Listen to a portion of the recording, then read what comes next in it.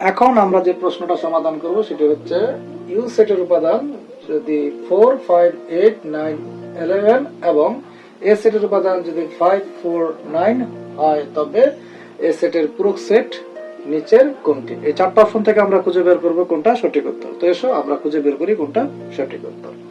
যখন কোনো একটা সেটের পূরক সেট বের করতে বলবে তখন আমরা মূলত সার্বিক সেট থেকে ওই সেটের উপাদানগুলোকে বাদ করে দেবো। এখানে সার্বিক সেট হচ্ছে ইউ সেটটি, তাহলে ইউ সেট থেকে আমরা কি করব? এই সেটের উপাদানগুলোকে বাদ করে দেবো।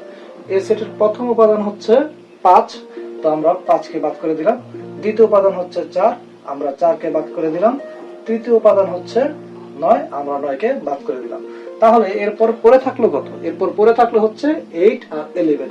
এই 8 আর 11 দিয়ে যে সেটটা হবে সেই সেটটি হবে এ সেটের পূরক সেট। তাহলে এ সেটের পূরক সেটের উপাদান হিসেবে আমরা পাবো হচ্ছে 8 এবং 11। তাহলে এই যে আমরা যে সেটটা দেখতে পাচ্ছি এই সেটের উপাদান হচ্ছে 8 এবং 11। তাহলে এই সেটের পূরক সেট হচ্ছে 8 এবং 11 দ্বারা গঠিত সেটটি। তাহলে আমাদের সঠিক উত্তর হচ্ছে খ নম্বর অপশনটি। দেখা হবে পরবর্তী ভিডিওতে। ভালো থাকো, সুস্থ থাকো, ধন্যবাদ।